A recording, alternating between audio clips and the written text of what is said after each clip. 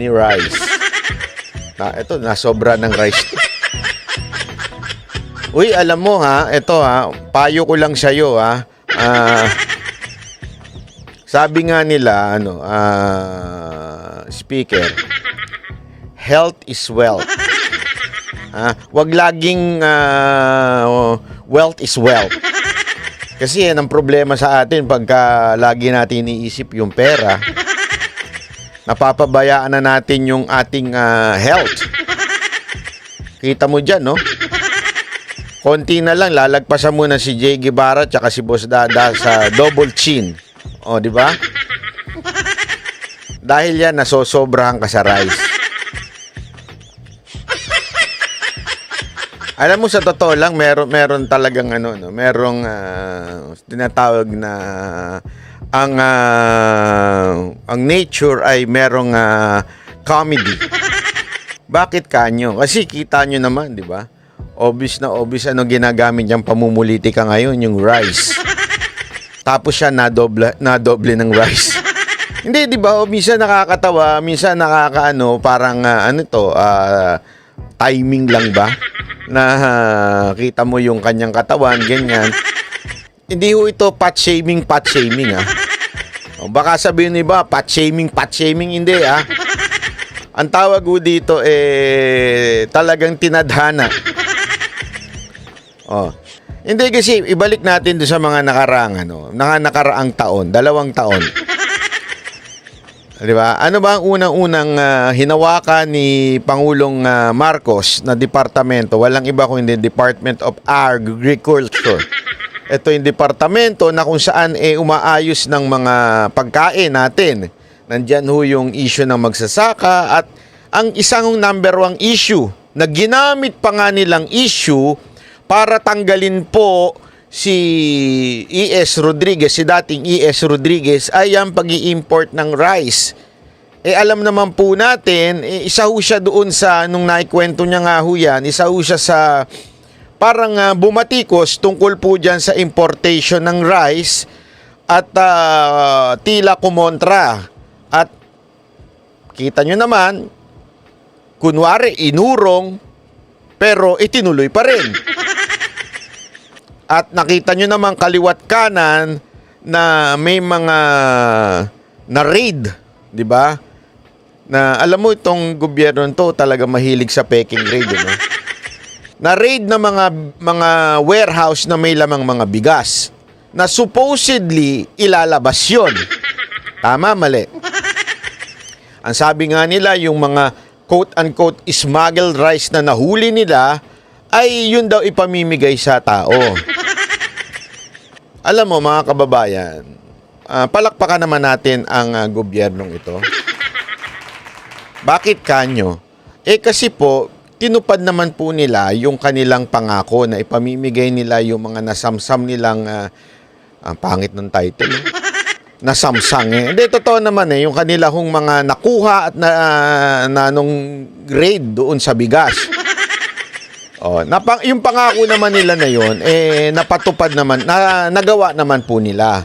Ang siste nga lang, may tatak na Romualdez rice. So ngayon, alam nyo na kung bakit nagkaroon ng mga, sabi nga nila noon, peking raid sa mga warehouse. Tapos may mga, di ba, issue pa ng mga smuggled rice. Tapos dumagsa ang imported rice. Ngayon, naging Romualdez rice. Di palakpakan. So, ibig lamang pong sabihin nun, everything magkakakonekta yan. Merong connection yan. Kaya, alam mo, simula pa lang, ito po ay planado na ni Speaker.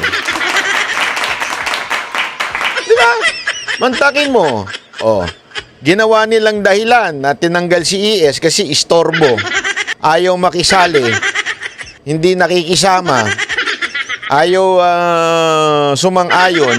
Kasi alam mo sa Pilipinas, ito walang biro ito, even sa vlogging, bawal mang-away.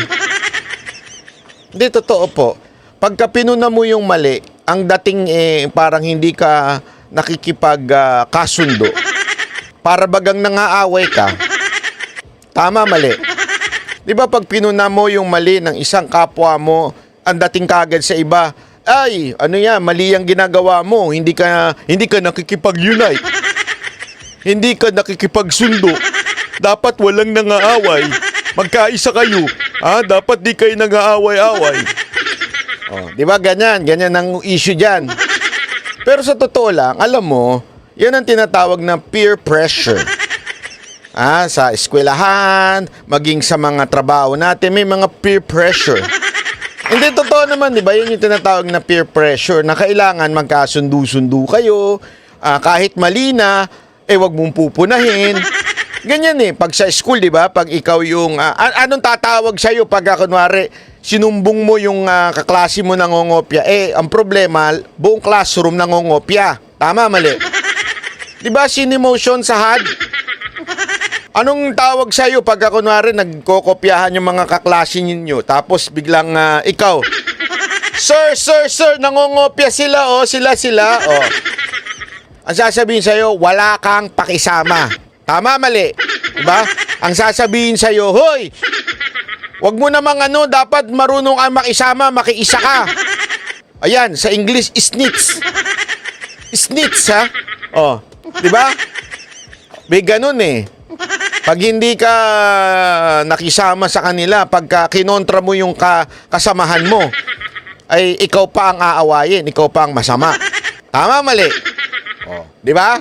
Ganyan sa Pilipinas. Ganun ang ginawa ni ES.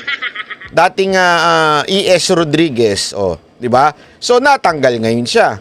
Nung natanggal siya, ayun. Isipin nyo to, kasi yun yung propaganda nila nun tinanggal yan si ES kasi gusto niya mag-import. Naalala nyo nun? Di ba? Sinasabi nila kaya tinanggal yan kasi import yan pinayagan tong import ng asukal. Ganyan. Tama, mali? Pero ano nangyari? Nung nawala siya, hindi ba natuloy yung mga import? Naku, dumagsaho ng import.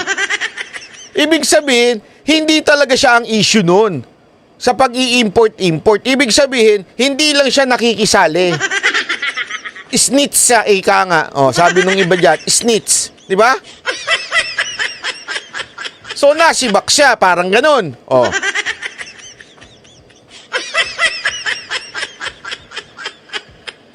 After nun, kaliwat kanan ang raid ng bigas. Kahit asukal, kaliwat kanan ng raid ng mga peking asukal. Tama, mali? Ano nangyari? Napuno ng asukal at ipamimigay daw nila. Napuno ng bigas at ipamimigay daw nila ito sa True Kadiwa.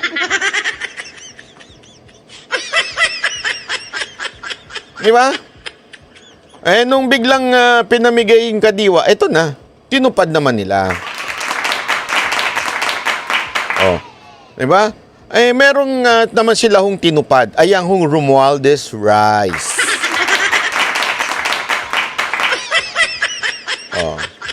So, ganun talaga. Panapanahon nga lang yan. Kaya lang, alam mo, may tawag talaga dito di ba? May tawag talaga dito Sobrang, ito yung sagad ng kaipalan. Alam mo, akala ko, pinaka-epal na politiko na noon si Mar Rojas. Eto pala talaga. Di ba? Sabi nga ni Jeb Rivera, may amoy naman. Hindi na issue kung may amoy o walang amoy. Ang problema dyan yung epal. Kasi paano kung walang amoy, okay lang. Kaya mali yung sorry pasensya na. Medyo pupunahin ko yung may amoy o walang amoy. It doesn't matter kung may amoy o walang amoy. Bakit? Kasi pag sinabi mong walang amoy yan, okay lang? Hindi yun Ang issue dito, yung epal, hindi naman sa'yo yan. Nilagyan mo ng pangalan. Ano kayo mga dating matatanda sa mga simbahan nun? Pati yung upuan ng simbahan, nilalagyan nila ng pangalan? Tama, mali? Sino dito nakaalala nun? Yung upuan sa simbahan, nilalagyan ng pangalan. Kasi sila nag-donate.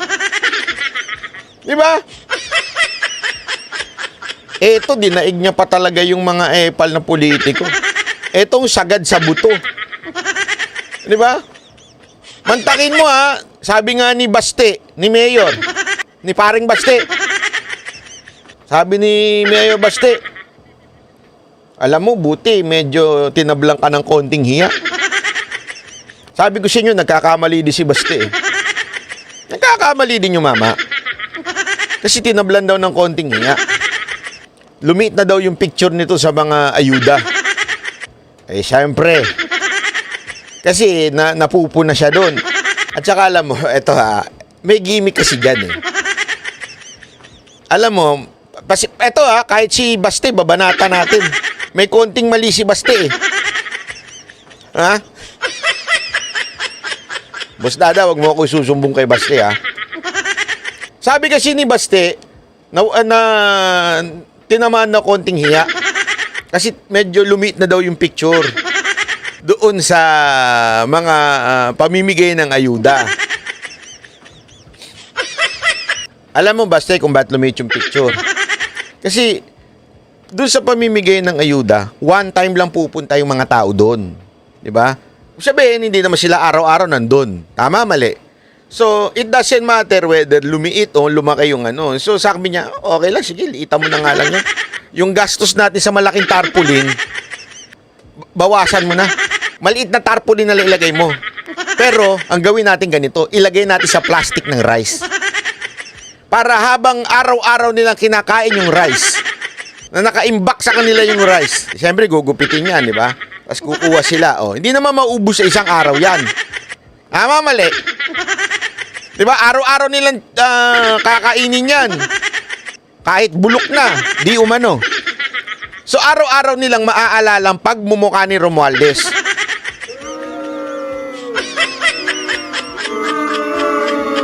Ganon kagarapal. Di ba? Ganon kagarapal po. Oh. Ganon kagarapal ang pagmumukha nito ni Speaker Romualdez. Sabi niya, bawasan na natin yung picture ko sa tarpaulin kasi mahal yan eh. O, di ba? Yung matitipid natin diyan, ipantatak na lang natin sa bawat supot ng rice.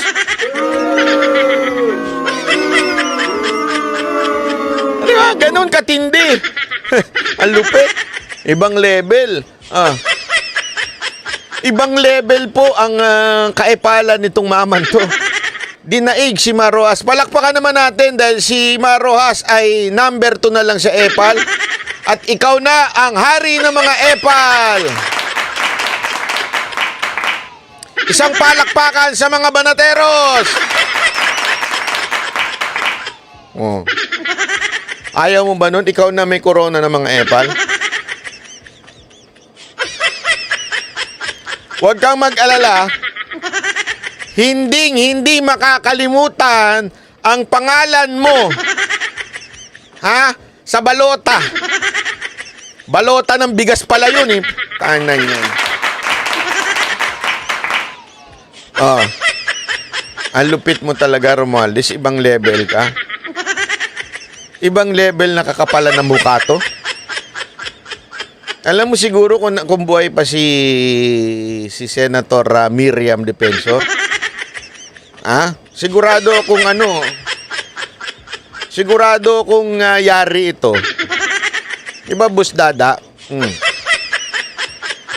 Huwag niyo nang pansinin yung mga iyakeros. Wala na, natunaw na sila. Kinain na sila ng lupa.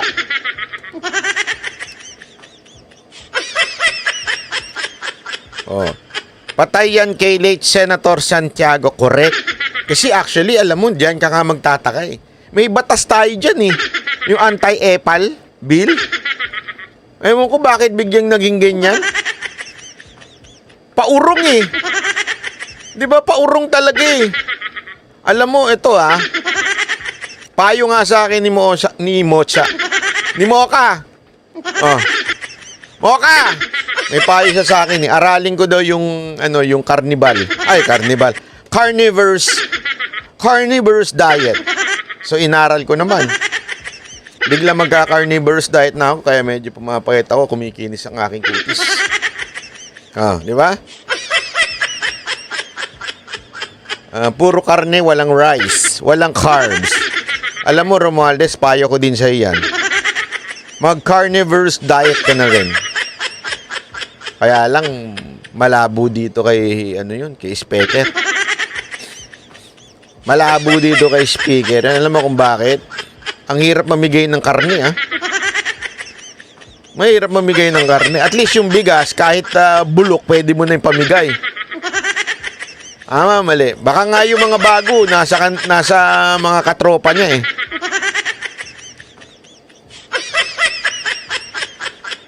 Naku, malupit. Sabi ni Makmak, hindi daw. Sinong Makmak? Boy, pa ba yung si Makmak? Si McDonald's? Hindi daw galing kay Martin Romualdez yung bigas. Siyempre, alam mo sabihin niyang galing. Naturalmente, ikaw ba naman ang mabiyayaan ng limpak-limpak? Sasabihin mo ba naman na galing yan sa amo mo? Si McDonald's?